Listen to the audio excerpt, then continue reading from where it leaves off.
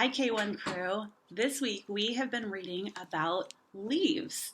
The past 2 days we've been looking at a book called Jumping into the Leaves, which is an animal fantasy story. So the animals were doing things that real animals don't do. Have you ever seen a raccoon really wearing clothes, raking leaves and jumping into a pile of leaves? No. Also, do raccoons talk? Not like we do. So today we are going to read a different story. It is called Why Do Leaves Change Colors? So while this story was written to entertain us, this story was written with a different purpose. It's to give us information about leaves. This is by Betsy Maestro and illustrated by Loretta Krupinski. Look what's happening on the cover. I see kids and a dog in a pile of leaves. Is that something that can really happen? Yes.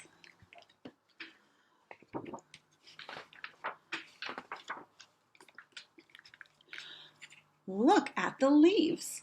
It's autumn, and leaves are turning red and yellow, gold and brown. Each type of tree has its own kind of leaves. The colors of autumn leaves differ from tree to tree. Some oak leaves may be brown or yellow, while maple leaves may turn bright red.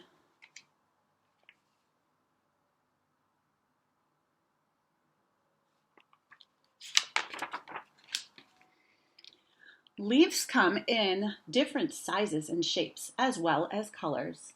Some leaves are wide and others narrow. Some have points, while others may be rounded. How many different kinds can you find? Let's see. Here we have the white oak, sassafras, black birch, silver maple, Norway maple, gray birch, red oak. See how these are rounded while these have points? And on this side we have the sugar maple and the red maple. They're all different sizes, colors, and shapes. Just a few weeks ago, all the leaves were green. Back in the spring, the tiny new leaves uncurled from their buds. The green color in the leaves helps them to absorb or hold sunlight. Chlorophyll gives the leaves their green coloring.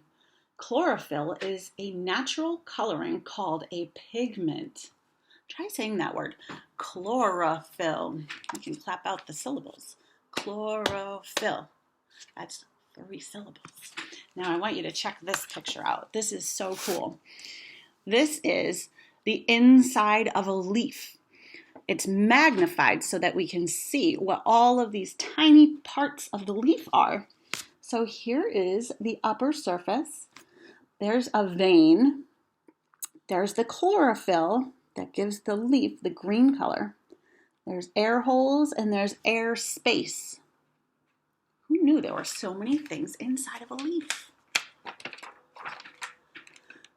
Leaves are very important to the tree. They make a kind of sugar that is the tree's food. Leaves need sunlight, water, and air to make this food. The leaves work to feed the tree all summer long. The sugar is used by all parts of the tree: the leaves, branches, trunk, and roots. The food or sugar helps the tree to grow. Extra sugar is stored in the leaves. And there's a squirrel. In the fall, many things are changing. In many places, there is a change in the weather. There are changes in light and temperature. Inside the leaves, there will be many changes too. All of these changes bring about the beautiful colors of fall. In the fall, there are fewer hours of sunlight each day. The change in light tells the tree to get ready for winter. Winter is a time of rest for the tree. When winter comes, the tree will have to survive with less water and sunlight.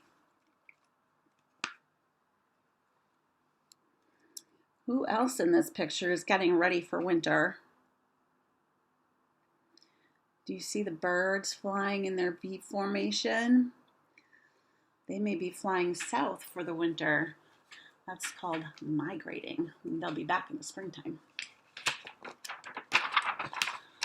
The tree begins to get ready for its winter rest. It needs very little food now, and the leaves stop their work. The life of the leaves is almost at an end. The tree no longer needs them.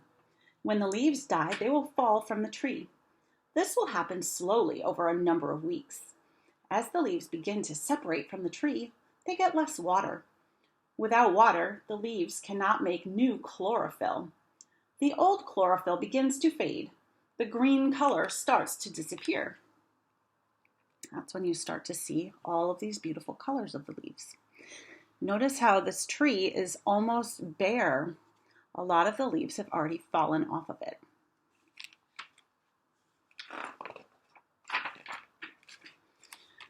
Now, other colors can be seen in the leaves. Other pigments have been in the leaves all along, but they were hidden by the dark green of the chlorophyll. Once the green color fades, the yellow and orange pigments can be seen.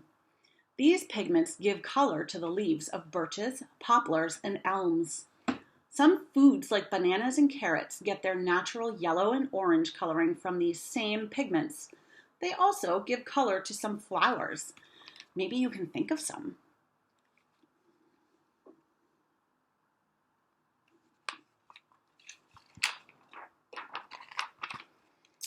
Autumn leaves have other colors as well. The yellows and oranges have been in the leaves all along. Other pigments are made as the leaves begin to die. These new pigments are made from the extra sugar stored in the leaves. Sunlight causes the stored sugar to change to pigment. The new pigments make some leaves turn red, rust, or purple. Remember, we were surprised that some leaves actually do turn purple? The more sugar there is, the brighter the colors will be. Bright days and cool nights seem to bring out the best fall colors. Look at these. This is a sugar maple, the red maple, the white birch, the elm, the gray birch, and the red oak.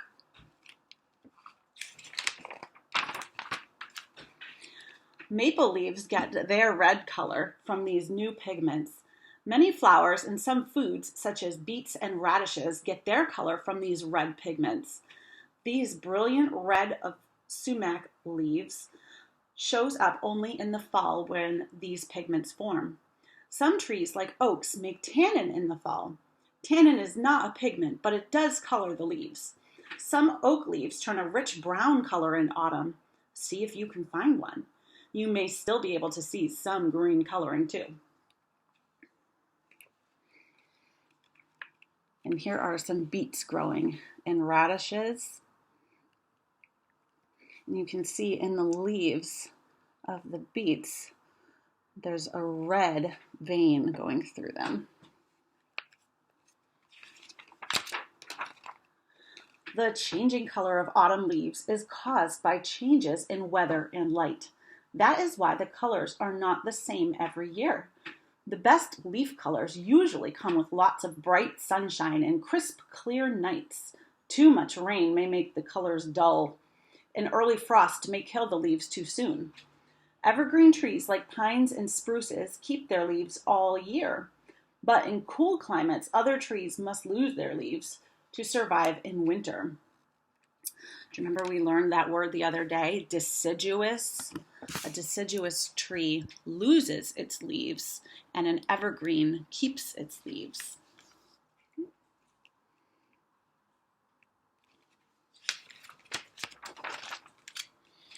After the leaves have changed color, they are ready to separate from the tree. When they are just barely hanging on, a little bit of wind or rain will make them fall to the ground. In just a short time, the tree will begin to look bare. Piles of dead leaves collect under the tree. Some will blow away, others will be raked up. The leaves that are left will begin to rot. Over time, they will become part of the soil. Rotting leaves enrich the soil with minerals the tree needs to stay healthy. So it sort of acts like a fertilizer.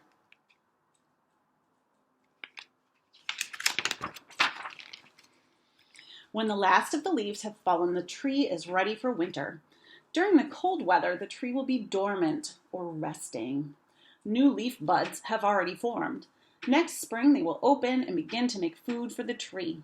But now in fall, it's time to enjoy the colors of the leaves. Beautiful autumn foliage cannot be seen everywhere. Only some places, such as New England, where we live, have displays of many colors. That is because the weather conditions there are usually just right and there are so many different kinds of trees. Fall is a time to have fun with leaves. It's a time to take in the sights and sounds of the leaves.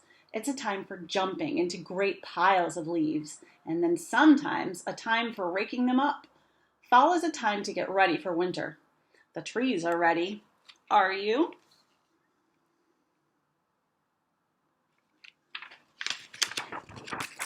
And here are some fun activities, if you have not tried them before, that are suggested in this book.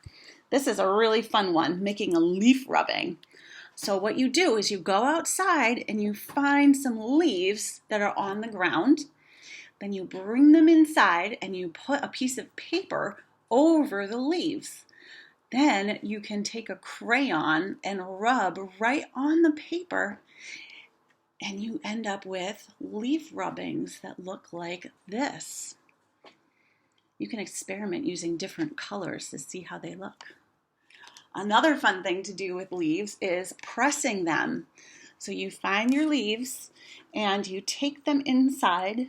You make sure they're dry. You put them in between some wax paper, and then a grown-up uses an iron over a cloth over the wax paper, and it melts the wax paper and you end up with beautiful leaf pressings. So those are some fun activities to do if you have not tried them before. All right, thanks for watching, friends.